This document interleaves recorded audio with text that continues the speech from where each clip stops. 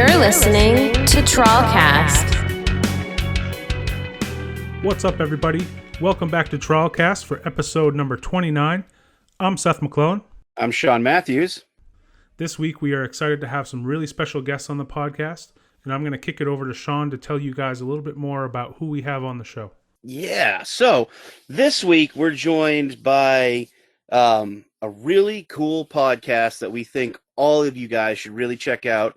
It's the Podioslave podcast, and well, here's a little blurb about it. Podioslave podcast is a podcast for music lovers and nerds. Three lifelong friends discuss all things music. The episodes range from commentary on the current climate of music to deep dives on specific bands, all the way to personal encounters within the music. The guys geek out on seeing live music, collecting different music memorabilia, and studying the music industry as a whole. No genre is off limits to these guys. And seriously, they mean no genre. They'll go everywhere. Like, everything's on the table. But more likely than not, you'll hear them kind of talking about rock, hip-hop, metal, and all of it is in the name of nerdery. So, tonight on the podcast, we got the co-hosts of Podioslave, Tony Giordano. Hey, what's up? Nate Pyle. What's up? And Anthony Dembry. What's happening, guys? Thanks for having us. It's great to have you guys on. Yeah, and thank you guys for having us on your podcast.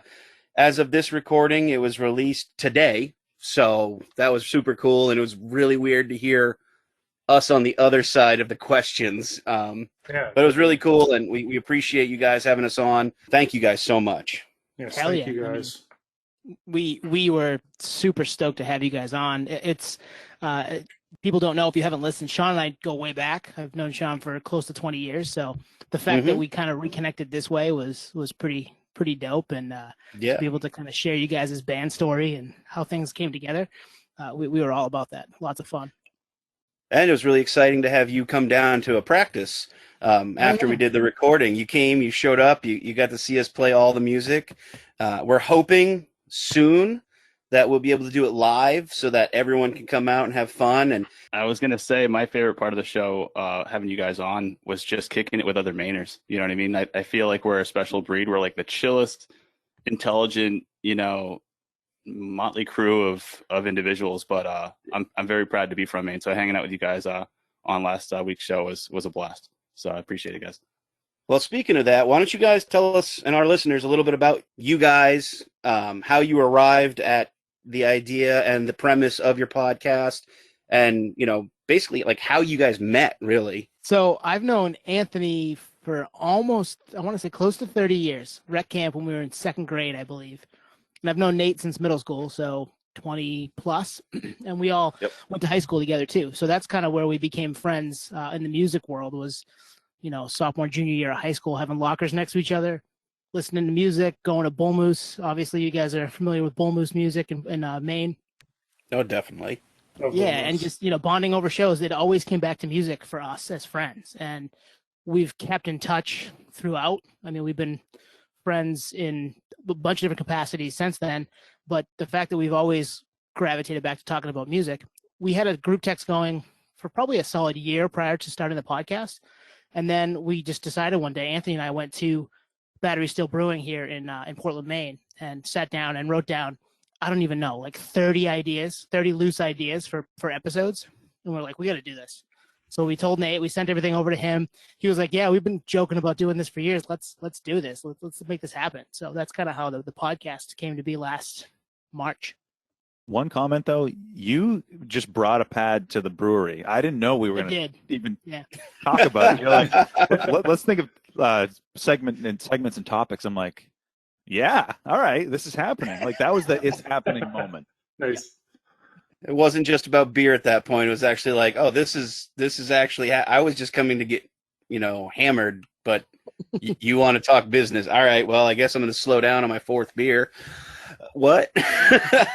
Exactly. You brought the flip Not chart. to say that beer doesn't have something to do with it, right? Because we're always nursing beers. It's kind of like a beer on the side music focused podcast. Yeah. You can't not talk about music without having a cold brew in your hand or a mixed drink of some sort. So What's up, my friends? This is Vinny from Diana Drive, and you are listening to TrawlCast. Everything is gone in your hometown. You're alone now. It's a ghost town. Everything is gone in your hometown. You're alone now. It's a ghost town. What is one of the best bands you've ever seen live? And what was one of the worst bands you've ever seen live? Let's start with you, Twan. Yeah, I would say best live act, and I'll kind of describe this. So I'll cut to the chase. Rage Against the Machine. I first saw, or the only time I've seen them was in 2007, and at that point I was a fan for like 11, 12 years. And so even if they sucked when I saw them, it was still going to be, because it was like a decade of just hype in my head. And it was at Rock the Bells in Randall's Island, New York. Nice. Festival. It was actually a hip hop festival, and they headlined. And it was outdoors, so it was just like a summer night. So that was absolutely amazing. But like I said, like if it was terrible, it still would have been like a lifetime moment for me. As far as worst, this probably isn't, but it's a recent one. I went to see Talib Kweli, the rapper, at Bayside Bowl in Portland, Maine. Left after 4 songs because the sound was so bad. You couldn't hear him. You couldn't. It was so bad. And actually, a good portion of the crowd left. So, wow. I was going to say, sometimes, the worst performance, might be, like you said, having to do with the sound and not necessarily the act itself.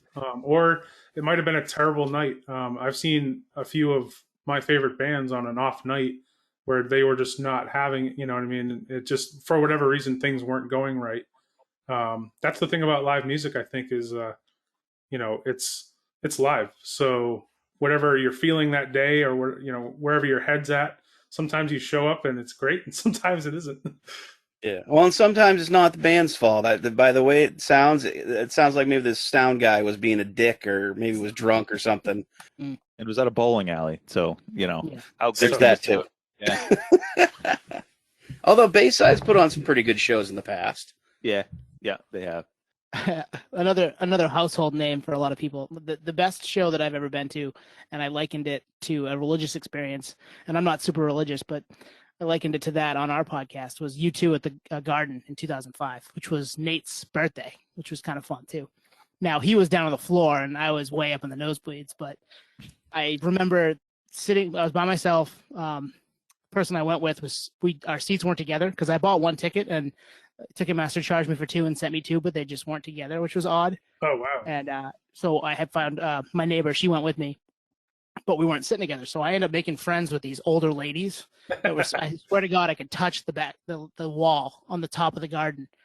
We're hugging, we're singing, we're screaming, we're dancing in the aisle. Like, it was an absolute blast. Nice. So that it was just, everybody was together. Like, that was, to be in a big building like that, 18,000 people, and have everybody be pulling the same direction was really, really cool. So that's why that's my favorite ever.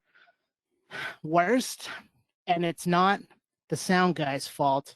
It's the frontman's fault, and it's a rest in peace situation because his demons eventually got the best of him. Scott Weiland at the Asylum. Yeah. Wow. Yeah. He came through like 10 years ago, maybe.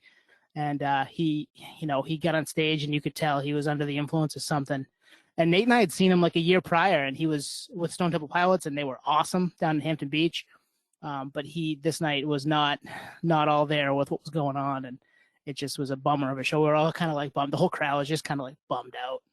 Yeah. That is a bummer. Yeah, and especially at like a room like Asylum it's definitely one of my favorite rooms that, historically in Portland, just because it had a special energy.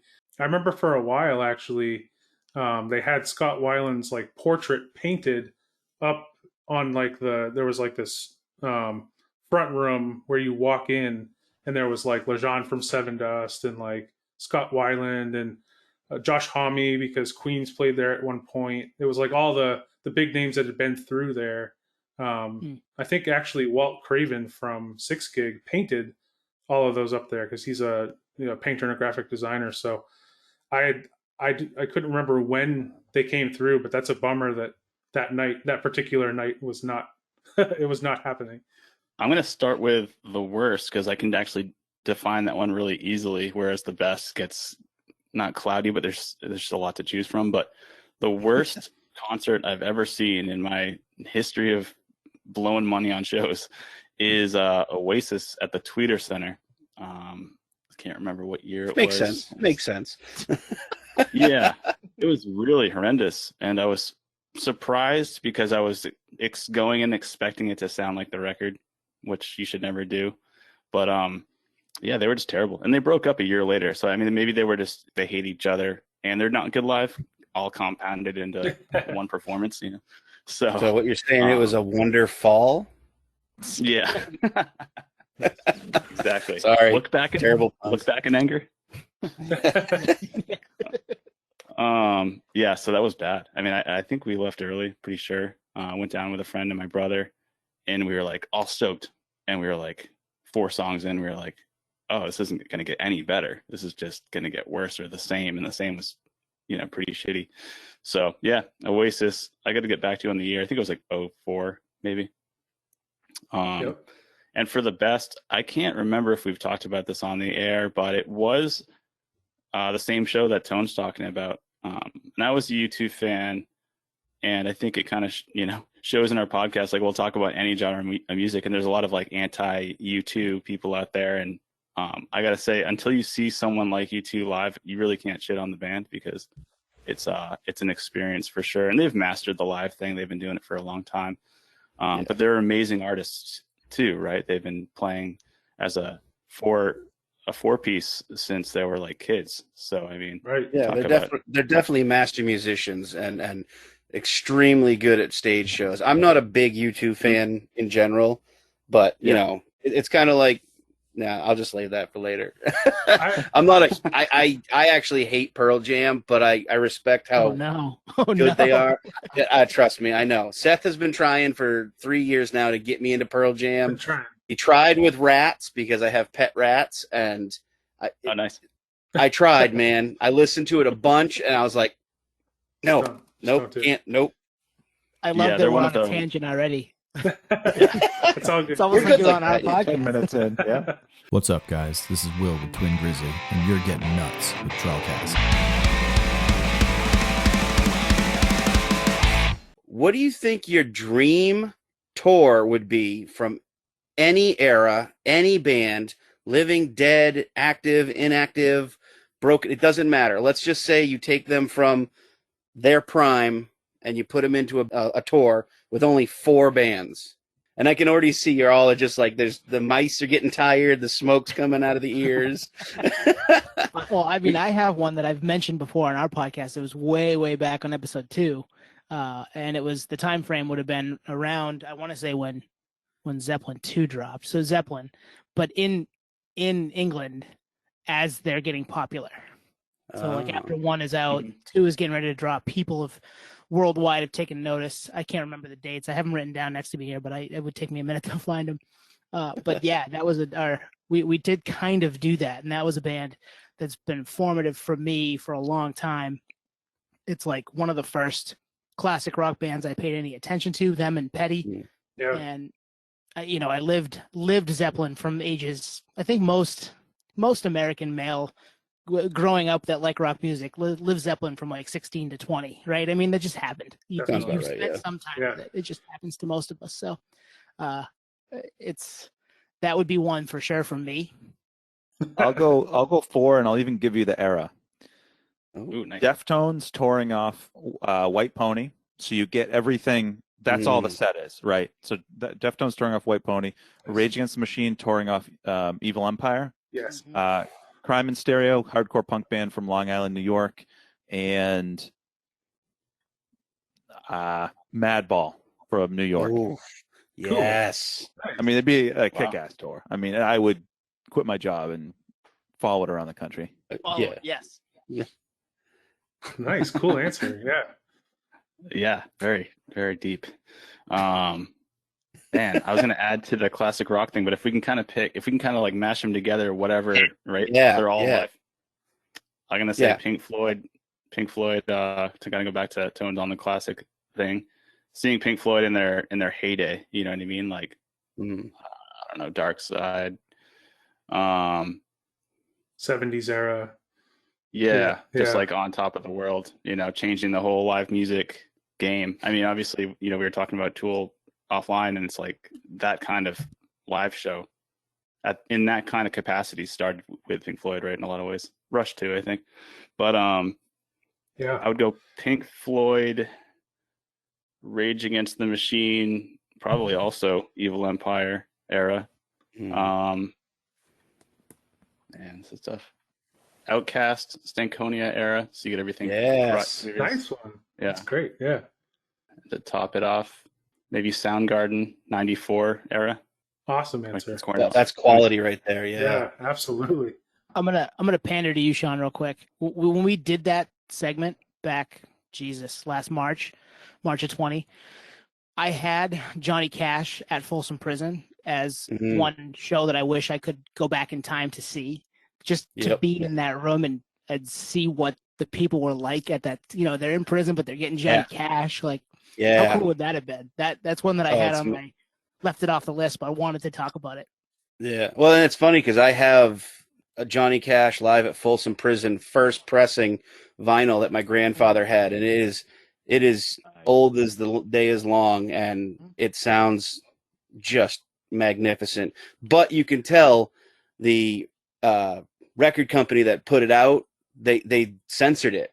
Like there weren't swears. You didn't hear them talking about the prison. Like they took all this stuff out, and then like you hear the reissues of like, you know, CDs, and it's like prisoner 24892, time for your bath or whatever, and you're like, that wasn't on the record. What the? And it's just beautiful. It's gorgeous to hear. Hey, how's it going, everybody? This is Shell from the band Stillborn Condition, and you are listening to the TrawlCast.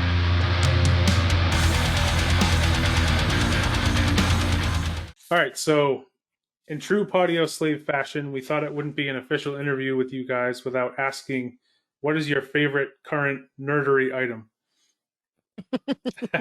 And also, like, if you need to explain to our listeners what nerdery is, they may not know that. That's all, Nate.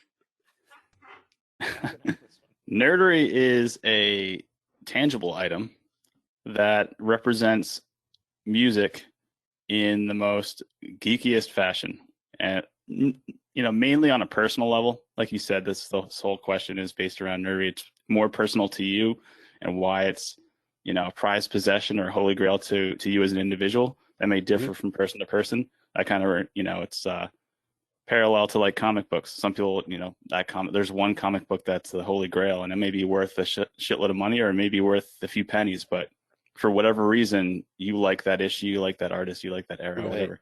I do like, no one can see this except for us, but for all our listeners, Nate's talking into the mic, looking at the camera, but Anthony and Tony are just scavenging their room with their eyes to find something. It's kind of funny. They're both like, "What is that? It? No. That it's really funny to see, because I know Seth and I have done this before, and we just kind of look around our rooms like, maybe that." I have so many of them, dude. I mean, over my shoulder, if I back away from the microphone, you can see those framed posters, framed prints behind me. Those. Nate says nerdery is tangible.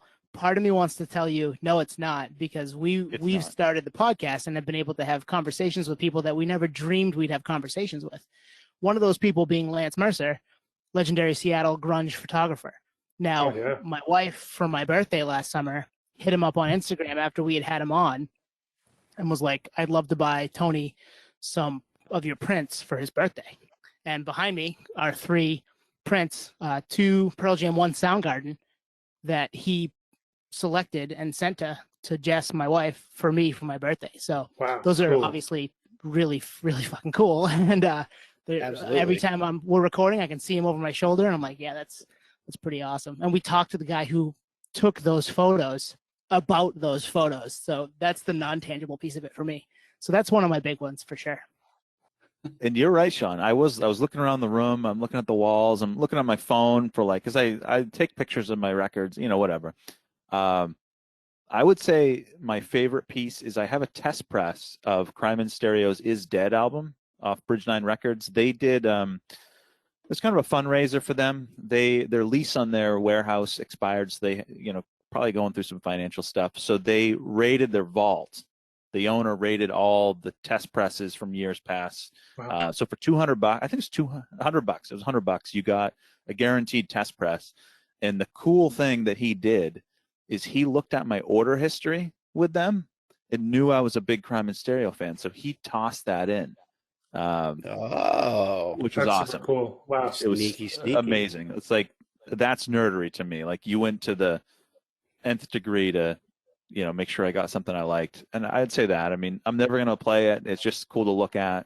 That's awesome. But I get 23 years of nerdery in this basement that we'll probably see our Instagram at some point over the near future. I got 23 years of Nate's nerdery sitting right next to me here too. If anybody's listening to our pod, I got a whole bin of Nate's stuff. I'd say I think I finished that episode the other day. It's the grab bag of nerdery there. Yeah. The only episode we ever did together. That's right. Yeah. That's right. Yeah. Oh, nice.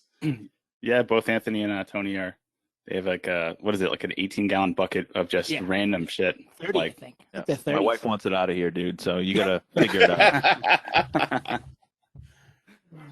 Yeah, I'll pick that stuff up, stat. Or maybe I'll even give you some of that stuff out of there, and kind of that'll be paying rent, kind of thing. Boom. Smart. Yeah. Nice. Right. So this is Oh, a honey, tough you one. can't get rid of it, honey. He paid me in some drumsticks and a sweaty towel. Like, no, I got to keep it a little bit longer. Can't break the nerd code, man. What am I gonna do? Yeah. Here? So I thought of something. The first thing that came to mind, and we talk about House Band all the time, is Rage Against the Machine. I have a Rage Against the Machine poster that I got signed by everyone except Zach at a Audioslave meet and greet. Cool. And wow. Initially I thought I was just going to get an album cover signed by Audioslave, but the way I had my poster on my wall, because I used to have like a bedroom just plastered with concert posters and posters that I'd order on eBay and all this stuff. So it's a Rage Against the Machine poster of them playing live. It's the back of the album for Live and Rare, where they're just all about to fucking break into a jam at the same time. Nice. It's an epic photograph, yeah. So I have that signed by everyone except Zach. It got pretty gnarly over time. It was framed initially, and then I took it out and it never went back in. But I had all the album covers. I used to make like fake plaques. So it was like that with like all of Rage's album covers kind of like taped on there, like an RIAA certification type thing or whatever. I don't know. It's just super geeky, right? That's cool. Not only did they sign the poster, but they signed all the booklets and the Audioslave booklets. Sweet. And it was just like, damn, I just scored almost Wow. by default. Can I wasn't the interject, plan. Nate? Yeah. Was that meet and greet, I say in quotes, the night that you were backstage with Rob in Portland? Yes and no. It was he was doing the interview with Tom Morello, and then 20 minutes later we shuffled into another room with the rest of the band and did the meet and greet. Yeah. Kind of a meet and greet, yes kind and of no. you got hooked up. Cool. Yep. Yeah, totally. It's okay. It's okay to get hooked up. It's okay. So I I'm would just say jealous because that night I called him, he answered, I heard Tom Morello talking on his phone through my phone, and I was like, what the fuck? He's backstage with Morello right now. That asshole. yeah. So I'd say that's my favorite, and the only reason I kind of hesitated is because one other thing popped in my head simultaneously, which is a ticket stub I found in my so I don't have my stuff organized like Twan does in a spreadsheet. Mine's kind of just in a random junk drawer type box situation, and I found a ticket stub from 1997. I'm like, oh wow! So I was seeing shows way earlier than I thought it was. I have a pretty good memory, but 97, it was like a bull moose ticket. It was ripped in half, and it said some date, and 97 was like the last part of it. That's awesome. And I'm pretty sure it's Rustic Overtones at the Asylum way back. Mm. So it's almost tied with that, just because it's like, wow, I think that might have been my first show, Yeah. So it's somehow survived all these years, because I didn't start saving stuff till probably 2000, so That's super cool. Nice. that's my long answer. Typical. Yeah. It's okay. I know one of my favorite things that I've ever and I bought it. I went to it was In Flames, Trivium, Devil Driver, and Zayo down in Worcester, and I bought a hoodie from Zayo. It's like literally one of my favorite bands, and to this day I still have it. You can barely see the logo on the front, and one of the pockets is actually duct taped on because I didn't know I could sew. So it's taped together, and I still wear it probably 4 days a week.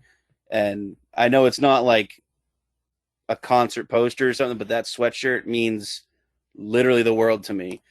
And if I lost it or it got destroyed, I'd probably cry heavily. They just dropped a new album. You check that out? I have. Yeah, that's right.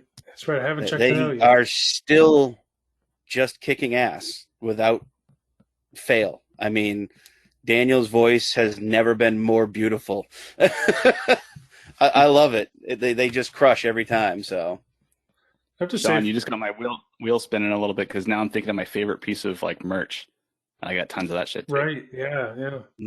I think for me, it's like one thing that I thought of, and same here. Like I've got, over 20 years of just collecting stuff from shows and ticket stubs and all that. And one thing that popped into my mind was my wife and I got to see one of Henry Rollins' spoken word shows a few years ago, and it was in Augusta.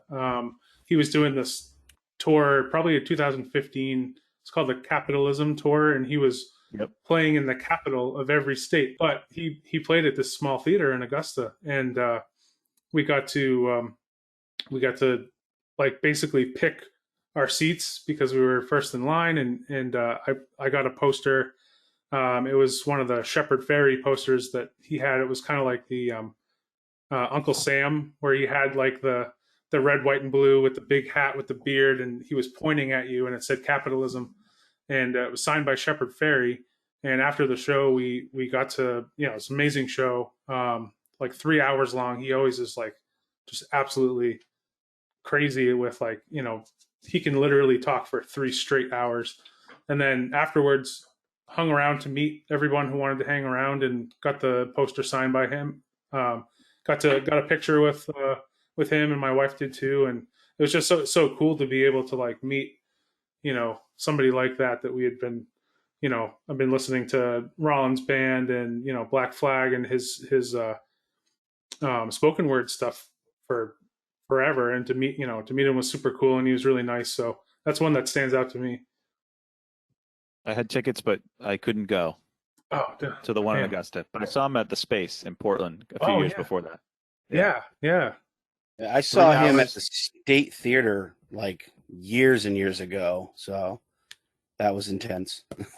Nice. 3 hours, didn't stop, and didn't even take a drink of water. Like, the guy's an animal. He is. Yeah. Oh, he is. Wow.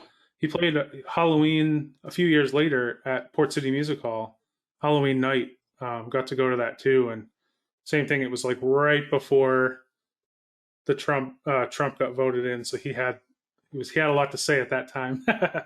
It was full of piss and vinegar. Yeah.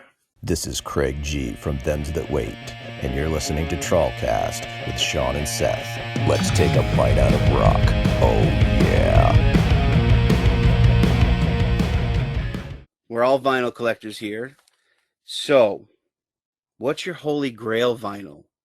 Either you've already got it or you're still searching for it, but what is that one vinyl that you have to have or you had to have, and that's it? It's the epitome of vinyl. Like, I can go on this one, surprisingly.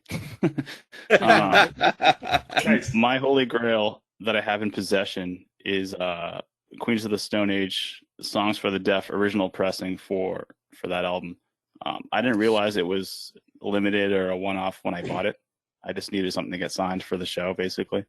I was actually looking for a poster, but I would have to like go on eBay. And I used to be more organized. Like, I would know that I was going to a show, so I'd order a poster in advance, even if I didn't have a meet and greet, just because it was an incentive to buy shit on eBay.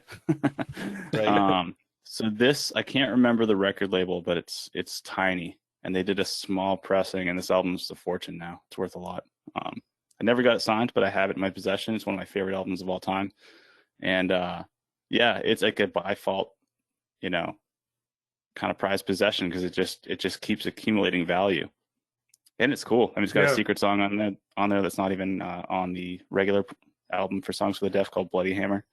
So I'd say that's my prized possession. And then one that I want that I don't have would be Pearl Jam's, I think it's a 5-disc LP collection live at the I don't know how you pronounce it. The Benaroya. Yep, exactly, in Seattle. It's an acoustic set. Cool. They only pressed 2,000 copies. It's actually called the Holy Grail for Pearl Jam collectors because it's so limited, and they'll do like raffles and giveaways to enter to get it. I've entered so many and never won. A lot of people don't even open it. Like I understand why people can keep things sealed, but Vedder's got such a good voice for acoustic type music that I've heard snippets of that performance, and I would love to own that someday.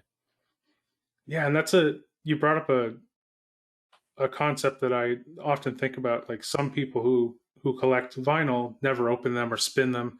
I'm a firm believer in the spin, but in the rare case, like Anthony was talking about, if you had like a really rare test pressing or something, I might keep that, not play it. But I mean, everything I have, I've spun at least once. Yeah, it's a tough one, right? Because if you keep it sealed, it just keeps accumulating value because there's only so many people that have that kind of patience. It's like a carded Star Wars figure from the 1970s, right? You're like, somehow you persevered. So I think the best way to get through that is to own 2 copies, right? You get to listen to one, keep one for a down payment on a house for a later time. Best of both worlds, yeah. I'm gonna put a spin on mine. So I collect gold records, like the plaques, like Nate made the homemade ones growing up. I have probably a half dozen of them, and I would say for the last like 15 years, I've been looking for Deftones' White Pony gold record, and they come up occasionally on eBay, and it's always big bucks. And like 15 years ago, I'm 20. I'm not spending $1,500 on a Deftones gold records, but now I'm a little older. Like it's something I would splurge for, but they never come up. I think whoever has them now, they ain't letting go of them. And they're guys like you. They got it. They finally waited out the time frame, and fuck you all. I'm keeping it. And the funny thing about it is, like, a lot of my favorite records never went gold, never went platinum. So like, I'll never get those. But that's one that did probably 2 times platinum. And they're kicking around, but I think you got to shell out a couple G's nowadays for it. Interesting. So, Alicia, if you're listening, I'm going to buy it someday, and don't worry about it. Well, the pod hits it big. We're just going to ask Frank. We'll throw a couple bucks down. We'll just ask Frank, who we've had on in the past. Frank Maddox of Warner Brothers fame. Nice. I have a couple that were on my list, and then they got represses. So I just bought the repress because I wanted to listen to them. I wanted to spin them too, Seth, as you said. So Tom Petty's Wildflowers finally got repressed last year. And I was so close to pulling the trigger at $300, $400, $500 just because I wanted it. It was one of my favorite records as a kid when it came out. Yeah. It was a record that I've spun a million times. It reminds me of going on road trips with my family as a kid because we listened to Tom Petty in a car. It was just that type of thing for me. It was such a nostalgia play, but I also still love the music.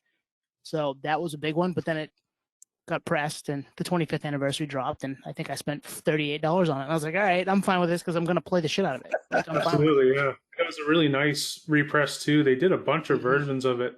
We got the expanded version that has extra songs, and all the rest, and it's really cool. We actually a few years ago were in the same boat, and we ended up buying a bootleg, and it wasn't, the quality of it wasn't great. You can tell it wasn't pressed from the original master, and it was like you had to turn it up way loud to get. And it's such a quiet, pristine record, and it was really hard, at that volume it seemed unnatural. So the repress is so nice. They did a great job on it.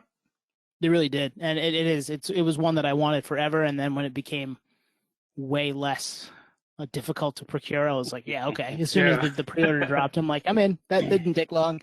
I'm glad I kind of waited, and that happened for a few of them. But I have there are a couple Tool records I wish were properly pressed. Right? Yes. I mean, I would love the one that Salival that came out. I think that one was that pressed for real. I think it was. The live record, they've never done an official pressing. There's a boot out there, but yeah. I want the official for that. I want the official for 10,000 Days and Yes. Fear Inoculum, which still hasn't dropped. So like, give me all of those. I Like, know. want I them was now. I was hoping for Record Store Day they would do one of them, but I feel like Tool will sit on it a good long time, but they'll put it out when the time is right, and it'll be like, insano Awesome. packaging. It'll be awesome. Yeah. They'll do it up I went right. and bought that CD when Fear Inoculum came out with like you open it and it had the video and Yes. the thing's awesome. So awesome. Yeah. And let's get a reissue of Enema, because it's they only did it, in 1996. Hasn't seen an official repress since then. Dude, so many people are pining for that record. Well, we're 25 years this year, right? Yeah. Let's go. Yeah. What are you waiting for? 35? Jesus. I spent Oh, that's how long it takes them to write a new album. So they're just writing a new album and they'll wait. Yeah. In 40 years, you'll get the first, few albums on vinyl because they finally decided to do it. Yeah. I That just is hope the frustration of being a Tool fan. I just hope they start like reverse aging a la Benjamin Button so that we can keep getting more music. Yeah, that would be good. Back to your talk about opening them or not. I have ones that I've opened and I was like, you know what? Screw it. I spent money on this. I want to listen to it. This is the reason I own it. And I have other ones that I bought and I'm like, I don't want to open that because it's worth money. Like I have Subliminal Verses from a Record Store Day, 7 years ago, I think now, 14. And that I bought for $38 at Bull Moose, and I think it's worth like $350, and I haven't opened it yet. And I can listen to Slipknot. I can pull it up on my phone, and I do want to listen to it. in the vinyl form, but it's worth so much money. I'm afraid to open it. Seth, you brought something up that's interesting with regards to bootlegs. I was in a record store in California recently. So many bootlegs. I'm not going to name the record store because it's like extremely illegal, but they had tons of vinyl bootlegs just readily available. Yeah. Albums that I've always wanted and albums that I've seen in the quasi black market. I guess you just like go on Discogs or whatever, and sometimes you'll see one. But eBay. You'll see like bootlegs on eBay. Yeah. And one in particular was the Queens of the Stone Age self-titled album. The original pressing is like very limited, and they just had it readily available for like $45. I'm like, yeah, right. That thing's worth like $400. There's no way that's real. You know what I mean? And it says there's a sticker that says import, and there was another sticker that says no refunds. I'm like, I'm not fucking buying this. I want it. Yeah. Those are two red flags that are right. It's tough because it's so tempting, and I've bought a few. I actually have a boot of the first Queens, and nice. I had to literally I got it and I couldn't put it on the platter because the hole in the center wasn't round. It was it was just very poorly pressed, and I actually had to very carefully take a knife and finish cutting the hole so it could sit on the platter. And it was it wasn't worth buying. It wasn't worth the $40 or $50 to pay for it, just because it same thing again. The quality of the pressing wasn't good, and it's very rarely is there one that I'm impressed with. I got a Alice in Chains 3-legged dog boot pressing because that's another one that's very hard to find, and that one is actually good. That one's actually done pretty well, but most of them, I'd say 8 out of 10 of them are not great. Yeah, and for that price too, right? Because I used to live in New York City, and you want a cheap bootleg of an album, you go to Canal Street, and it's like $10, no big deal. Yeah. But this was in a record store for $45. I'm like, no, man. Yeah. Cash only. Meet us around back to pick it up. Yeah. Yeah. I'm a firm believer in obviously supporting the artist, and it is kind of an unsavory thing. When I think what happens is in these cases, where a band hasn't reissued an album in 20, 30 years, it creates a bootlegger's market, and they start popping up. But I always say, if this artist ever represses it, I'm going to buy their version of it. I might buy a boot, but I'm going to, just because I'm that much of a fan where I'm a completist and I want to have a copy of it, even if it's not amazing. But if it does pop up, of course, I'm going to buy the the official press. But This is Ian from Division North, and you're tuned in to Good Cop, Bad Cop on TrawlCast. Mirror to mirror, the one who looks at you looks through the disguise. Okay, so this one might be a quick one because you guys might be able to think of it fairly quickly. But what is your most collected artist on vinyl? A band that you have, the most of, or you have the most expansive collection of? I have a couple. One, I have everything by Queens of the Stone Age, not all to the level that Nate was just talking about, but I do have everything they've put out. I also have a lot of, I think I'm missing maybe one full length by Atmosphere, underground hip hop out of Minnesota.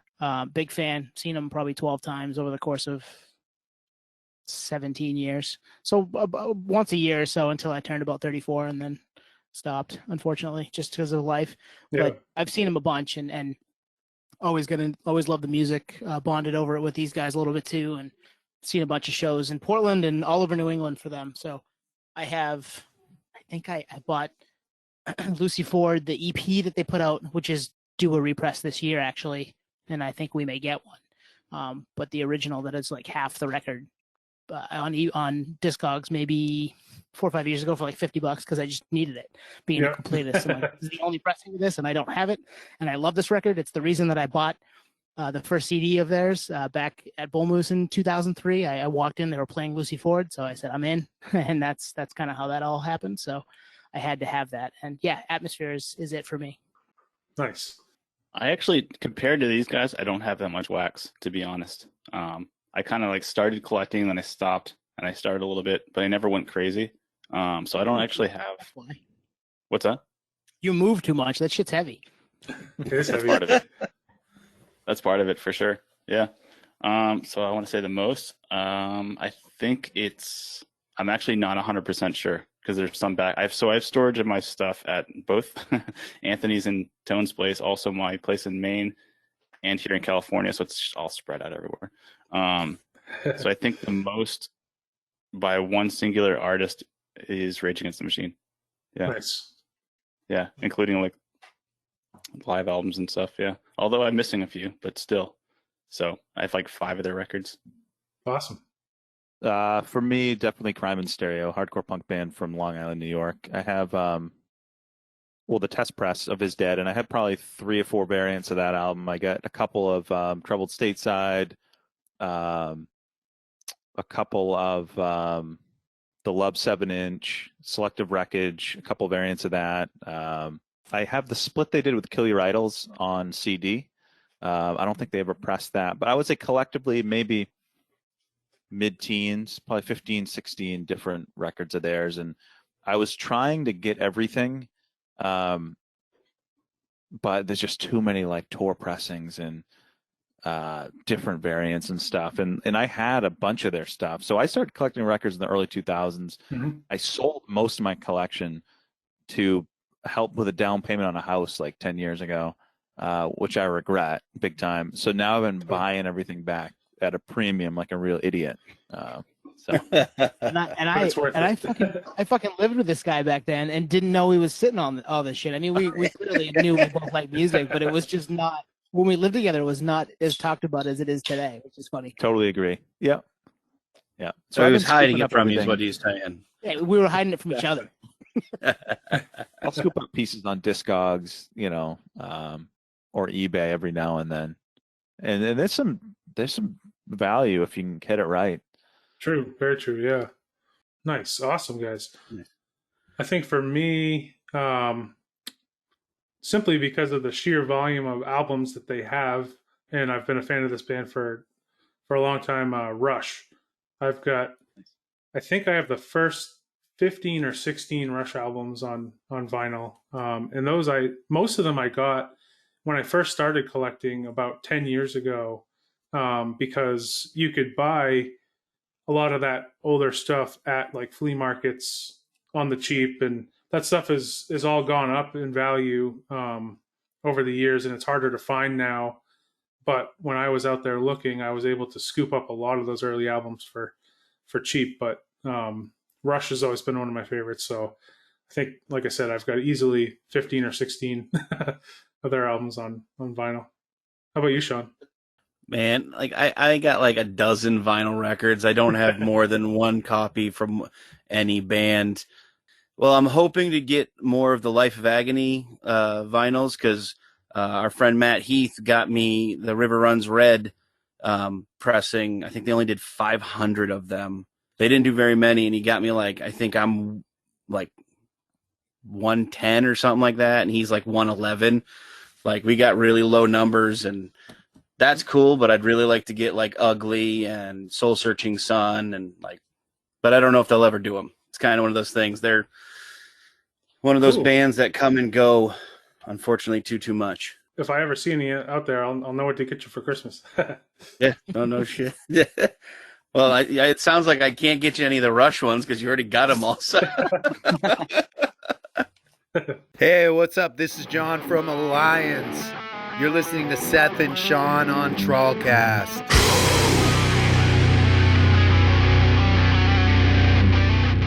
Guys, got any big plans for the future? Any special guests that you're looking forward to having on, or you'd like to try to get on, or maybe there's an episode you guys haven't quite done yet that you're really. We have a couple ideas. We have some feelers out there. We're waiting to hear back from a few. I don't want to spoil too much of that, but there are a couple. You guys, you probably would know a little bit about this too, and we've talked about it a little bit in pre-production as a topic we want to do is kind of the economics behind being in a band. Now, the three of us have never really been in a band, but what goes into who gets paid. Sometimes it's the front man that's the one that's signed and the other members aren't, that type of thing. It's wild. So we haven't had the time. Yeah. Oh, Sean, are you signed and no one else is? Is that what we're here? No, I was saying Godsmack. That was the Sully was, I think, when they started. I'm not sure what the arrangement is today, but yeah, that's crazy. That type of stuff. We want to kind of. We haven't had the runway to pull that off the way we want to. We don't want to just half-ass it. It's something that we want to pull on, put research together, have our facts, organizing in line for. But that's an idea that we've been kicking around for a little while. Cool. That's a really cool idea. Yeah, that's a topic I am really looking forward to because I've read articles and it's no surprise of unless you're a big artist, that there's not a big pool of money, and a lot of people don't realize that. They think, if you're selling out 500 cap room, you're making it. Well, if you're a band like Slipknot who has 9 members, go, think about that. Break out your calculator. Right. Think about that. Yeah. Right. Yeah. They get $80 each, man. That's enough for gas and some hot dogs. That's all they need. Move on to the next show, right? Yeah. Yeah. Well, go to the next show. The music business is one of those, industries that, every band, there's this perception of success that I think every band wants to uphold because it's almost kind of like you want to wish something to be true and you kind of wish it into existence. And, by being perceived as bigger than you are, it's sort of that bandwagon approach where other people will kind of contagiously take to the project and say, oh, well, you guys, people are paying attention. What am I missing? So I think there's that disillusion of, where a band actually is in their sort of path of success, because of all of the marketing and the smoke and mirrors per se. But yeah, it's funny you say the marketing and smoke and mirrors. I mean, not that we're a 3-person and you guys are a 2-person when it comes to the podcast anyway, marketing team, right? Or it's not just being a podcast. So you got to put your own shit together. You got to make images. You got to put that stuff out into the world and then try to pimp the hell out of it so someone will listen. And it looks glossy and awesome nowadays because all the stuff we can do with technology. But yeah, it's not like this group of people making our podcast promos. It's just us in between doing our jobs. Yeah, that's true. Yeah. Yeah, I mean, we all have our daily jobs, and like Seth and I, we do this on nights we don't have band practices, and then even still, like when we go to band practice, we start talking kind of production meetings during band practice, and sometimes like the other guys would be like, "The fuck you doing?" I was like, "Oh, sorry, we'll get back to playing music." I've seen that. Yeah, that's right. Yeah. So, but coming from a local band's perspective, we don't get paid. Just make it easy. Like we're broke. We do this all on Yeah. our own. We put our own money into it, and until we find that early 2000s money stream that was out in the music industry, like we're just gonna keep doing what we can do. When I was playing in bands, I would say like 2007, 2008, 9. Those were probably some of my best years as far as being able to make money playing gigs, being able to sell merch, clubs being willing to pay. I was always the one kind of like the accountant, painstakingly keeping the records of what we got paid and trying to learn from each show and trying to, do the next one a little bit bigger and a little bit better. And, those were some great years. And then from there, it just got to the point where it was, I don't know about commoditized, but just like, the clubs were, I think it has to do a lot with trends in, what people are listening to and what people are going out to see.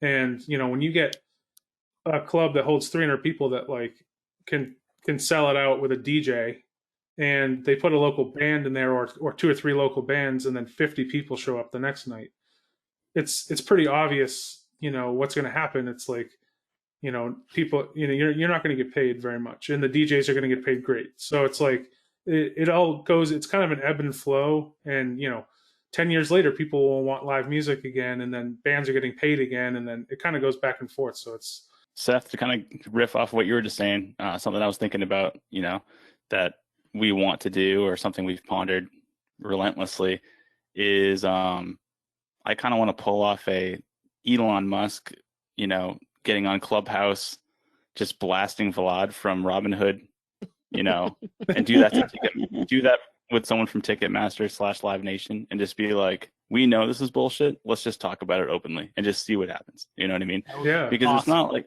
because there is no smoke and mirrors. Like we all know we're getting ripped off. We just want to know the insides of that.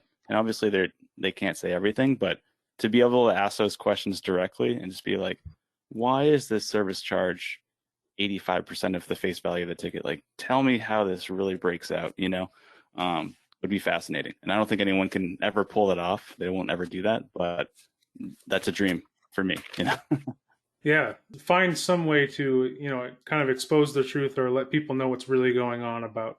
Yeah. And give them the platform directly to, bullshit me or tell me what's really going on. It's up to you, because you're on air. Everyone's listening. This is 2021. It's never been more transparent than it is right now. Do you want to keep pretending that Ticketmaster is doing the right things, or do you want to level with everyone? Because if you level with everyone, it'll change the game just on a emotional standpoint. Like, okay, I guess it is a 85% service charge, but it is paying for marketing, like you said, the venue fees, the legal fees. Like maybe it does stack up. Paying maybe for the Maseratis that the CEO's driving, Lamborghini. Yep. Yeah.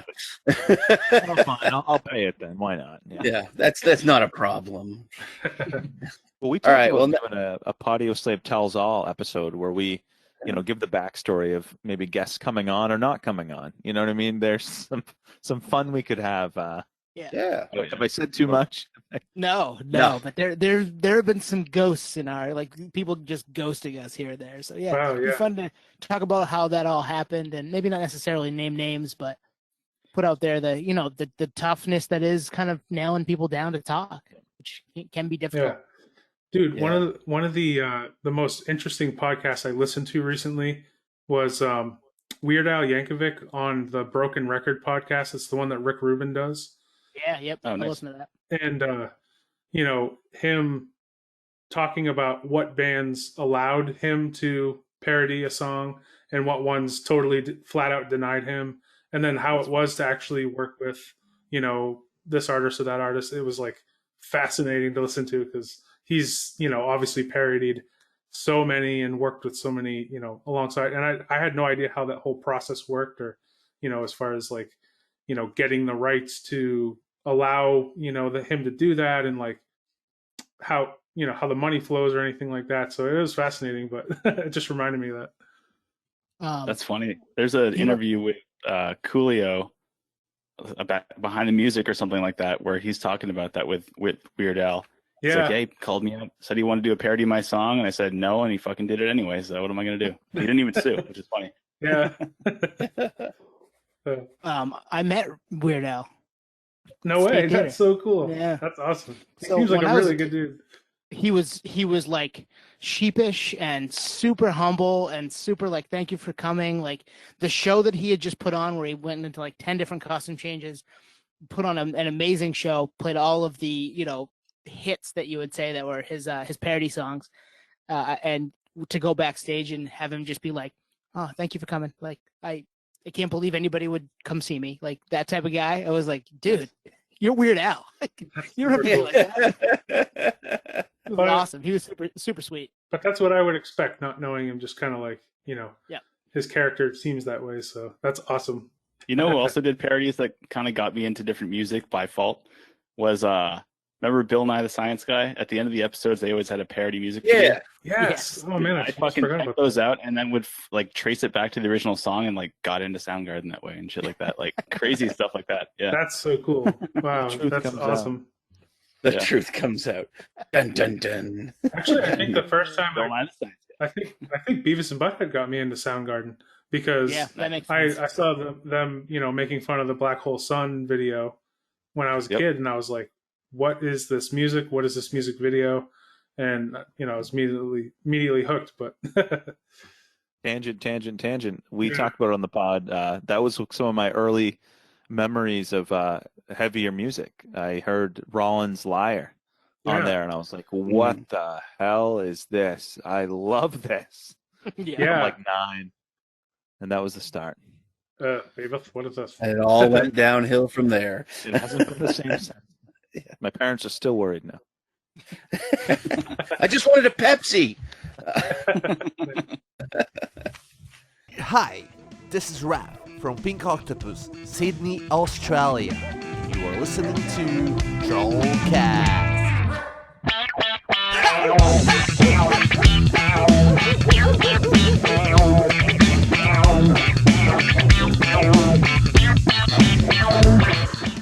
And this is a new segment. We've only done one time. Well, we've done it twice, but one time it was just kind of like trying to get to know people better. And last week when it was just Seth and I, we had a fun question of if animals could talk, which do you think would be the most rude? And that was interesting. You can hear that in our previous episode.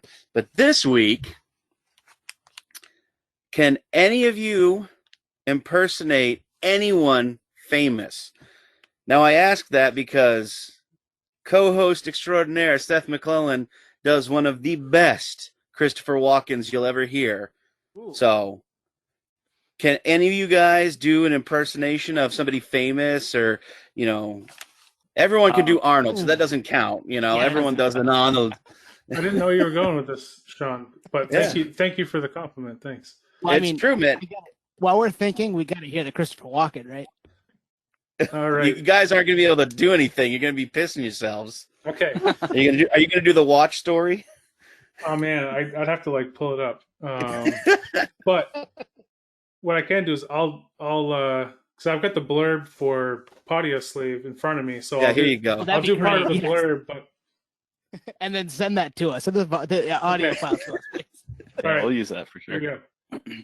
Podioslave podcast is a podcast for music nerds. 3 lifelong friends and self-proclaimed music nerds discuss all things music.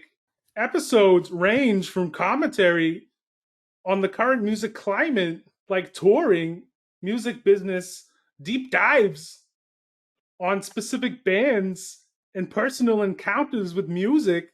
Wow, it's crazy. Anyway. That's fantastic. We've never heard that before. Seth does an amazing Christopher Walken. We've had, was it Twin Grizzly asked you to do, ask them a question as Christopher Walken? Or Division North did, yeah. Division North, that's right, yeah. Practice, but I have to be like, it's one of those things where like, I have to be in the right headspace for it. Sometimes it's a little bit more cartoony than others, but. I don't think I could do it right now, but my wife says I do a pretty good Bubbles from Trailer Park Boys. Nice. You guys are familiar with him? Yes. I'm not sure I can. Nice. Fucking Ricky. Got your belly. I got your belly. Pretty much it. Nice. That's awesome. I love Bubbles. He's great. The only one that comes to mind is Ali G. Ali G. yeah. Oh yeah. Okay, Sacha Baron okay. Cohen. Booyakasha. I is here with my main man, Pat Buchanan. Pat, when you was president, I was never president. When you was president, probably terrible. That's What about you, Nate? excellent. I've never heard Twan bust that out ever in my life. That was great. That was I saved it for this moment. Exquisite. Like Tone, I'm getting a little timid here on what I can do verbally. If I've had enough beers, I can do a pretty good falsetto Cornell, believe it or not, with a baritone voice, which is surprising. Yeah, we got time. Drink I'm up. recording. Go get the funnel. Go get the funnel. Even Let's my make brother this said happen. it was good. I'm like, oh well. cool. I also can do a falsetto Billy Joe Armstrong, but like I said, I gotta have the confidence. Yeah, so I'm not gonna do them. But Come on. in terms of a non-verbal thing, I've been mistaken for Mike Shinoda on many, or at least on one occasion. I can see Japan. that. Yeah, Yeah. I could definitely see that. In an airport. Doug Robb back in the day. You were Doug Robb. Doug Robb was like a running joke because I looked like Doug Robb from Hoop to Stank. I guess Oh, it's the yeah, Asian yeah. dread. Dreads on you, and you're Zach De La Roca. Yeah, Twan thinks I look like Zach De La Roca. I don't see that at all, but Bro, dreads I'm on you. flattered. It's you, man. I could see that. I'm flattered. So yeah, I'm gonna hold out on the impersonations because I don't think I can do the falsetto right now. So we need a Podioslave quarantine covers with you doing some Cornell. Yes. Oh, that'd be fun. Yeah. Hey, you know what, Seth? When Nate comes back this side and we can start playing shows, we'll do Cochise, and he can come up on stage and do it with me. Yes. Nice. I can That's try great. that. I'll have to practice because I don't sing at We'll all. just get you pissed drunk before. Don't worry. Me about too. it. Don't worry, man. Me too. Like I don't sing, but I sing obviously to the tracks, right? Like in the car or whatever, in the shower. Right. But I was with my brother once. He's like, "Dude, like you actually nailed those Cornell parts." I'm like, "Really?" Because I didn't hear myself, but he heard it, and he was playing guitar. And he's like, "You know, you sounded like pretty close." I'm like, "There's no fucking way. I have no range at all." So that's why I'm kind of like iffy. Like I think he was just being nice. I mean, Nate and we're 36, going to be 37 in a couple of months, and I've known you since I was 12, and I did not know you were the songbird of our generation. That's fucking great. I'm not. I'm I not. think I saw you at an acoustic night at Empire one night. I believe it. I believe it. And the Billy Joe Armstrong thing, there's a friend that passed away recently, R.I.P. Jeremy. He used to come over and play drums on my drum set. Oh, And we'd plug in like the amp with a microphone, and I would same thing, like pretend to try to get to the same voice sound or whatever as Billy Joe Armstrong, which is like a little bit easier than Cornell. So I don't think it's that much of an achievement. But I haven't done these things in so long that's why I'm not going to do it. Patreon all for good. sure. Patreon. That's a Patreon. Yep. Nice. Nice. So yeah, you got that's it. That's the what the fuck question. It's just to have some fun and laugh at the end. I like that. You Yeah, know. that's a good one. Yeah. That's a great question. I'm into that. Yeah. We might We'll have more future episodes, and if anyone hears one that you want to chime into, you can cast a line to us at trawlband@gmail.com and let us know what your thoughts are. Or if you can do it, send us a voice message on anchor.fm/TrawlCast. We'd love to hear your impersonations or your thoughts and queries on all these things that are just kind of what the fuck. Definitely. I didn't know you could get a phone call through Anchor. Yeah, you can send voice messages through anchor.fm. Well, There's a you little ready? text bubble. Be ready for us to just spam the shit out of you guys going forward. Perfect. Love it. Yeah, we've been trying to get people to send us voice messages to put in some more like show tags because we like to have like local bands, do some show tags and we'll put their song behind it. But I think it would be cool to have like a bunch of fans do like show tag and we could kind of play them back to back. So, someday. Someday. Yeah. When they That's a take hot- us seriously. It's a hot button issue for Nate and I. We've argued about that in the past. But like having show tags or Yeah. We early on we were trying to get him from some people, and it just felt inorganic. And I was like, I don't want to do this. Just like I want to, but I don't at the same time. It was one of those deals. It's just the Right. life of a podcaster, right? It works Yeah. with bands because you can put their song underneath it, Yeah. and I think it sounds Mhm. pretty cool. It's a little harder to do it, you know, just to ask anybody to do it and not have it sound like too scripted. But yeah, it's hard. Right. But Yeah. Well, it's an old school formula, right? So this is a new school, format. So yeah, there's some gray area for sure, but yeah, some of the times that I brought up the ID, I'm like, actually, yeah, maybe it doesn't make sense. It's just not. With the music underneath it though, and I've listened to you guys, and it Yeah. sounds better with the music bed for sure, because Yeah, you're right. getting a little, hey, I'm so and so from such and such band, and you're listening to TrawlCast, and then into you guys talking again. That's cool. Like that sounds, because you've got the music aspect, you've got someone from the band. You're like, oh, cool, they know that. Right. Cool, awesome. It's That not makes like sense having to me. I'm Ron from Walmart. Yeah, It's exactly. just from Go Walmart. back to the show, Yeah. and that's it. Like, yeah, that makes sense. And we have It's the fun with modern it though. station ID. It's a modern station ID. Yeah, Right. exactly. Yeah, Except we don't have connections with labels to hook it up. right. No, we don't have not yet. We have, no, yeah, we have one label. You'd be surprised. Like We I expose, mean, we expose on, so we got P-Dank. yeah, definitely. Dude, Ryan's awesome. Yeah, that was a cool episode. I like listening to his podcast too. Yeah, he's an energetic dude. Like there's a lot of fun energy there with him, and that was, I think it's shown through with us, and I mean it does with all the stuff he does. The guy he's a can't sit still for sure. Yeah, absolutely. I was going to say, in regards to the ID thing, I think that's the fascinating thing about both of us doing a podcast is, although podcasts have been around for at least 10 years, maybe more, Yeah, is the fact that we're all kind of writing the book here, right? There's no format. It's literally, DIY, and we can do whatever the hell we want. There's no rules. There's no big corporation telling us what to do. It's ultimate freedom, and that's why we do it.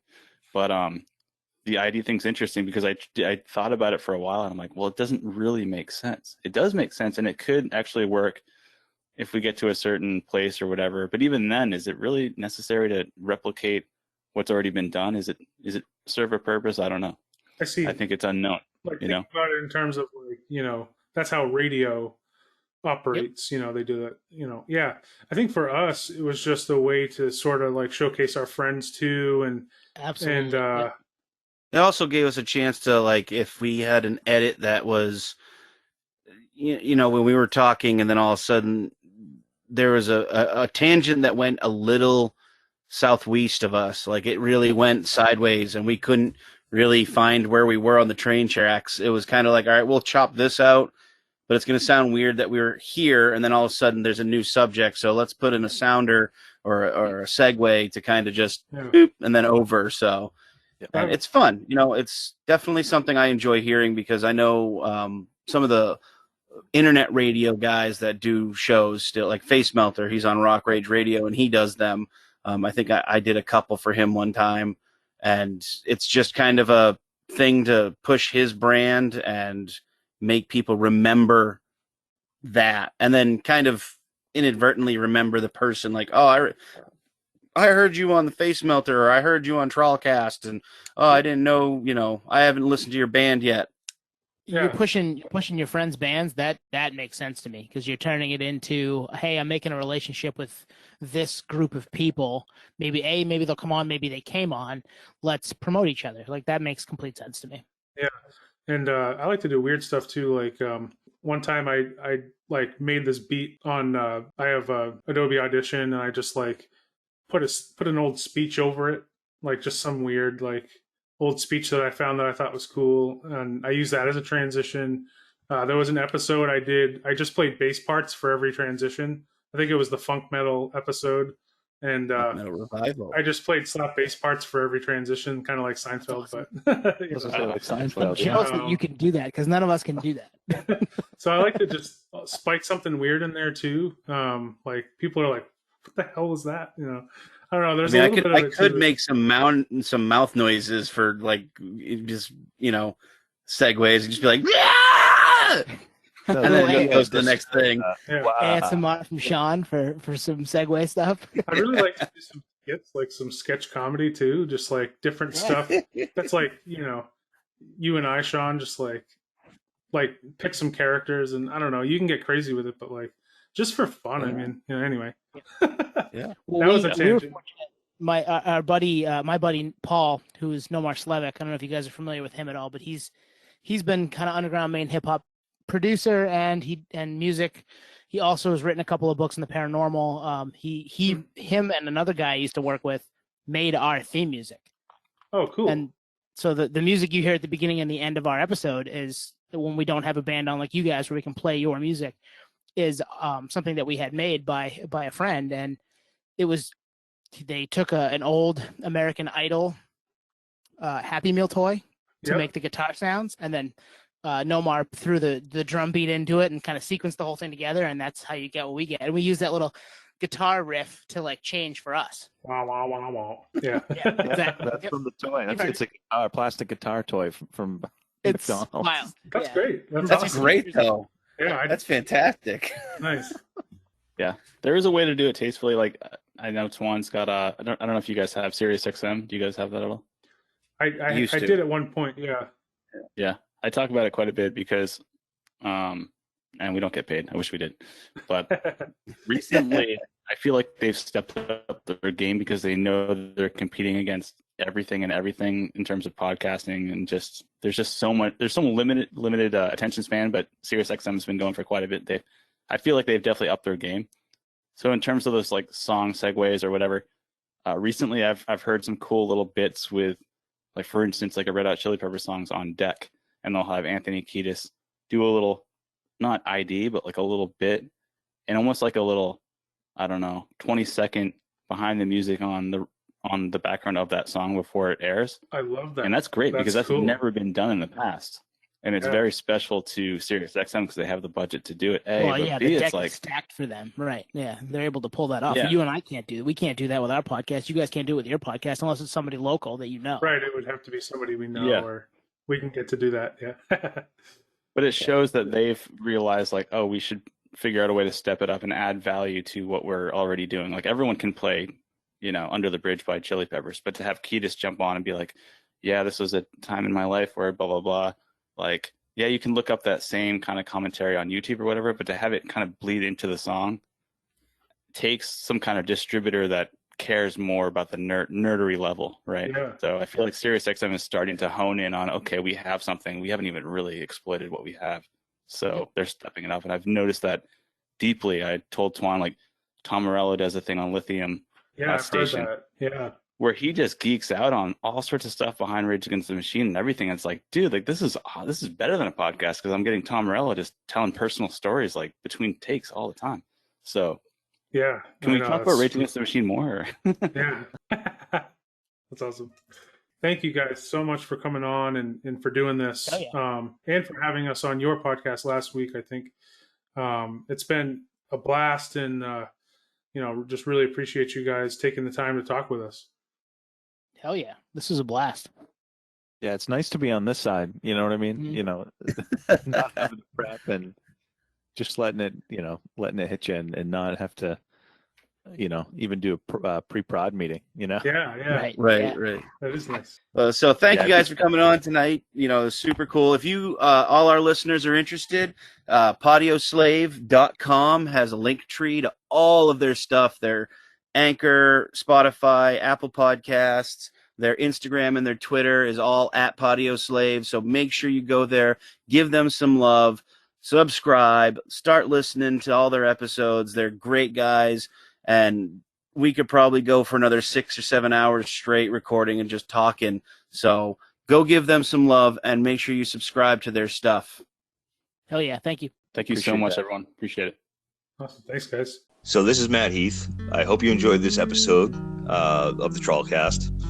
You can catch my boys Seth and Sean on a regular weekly basis when they can put these up.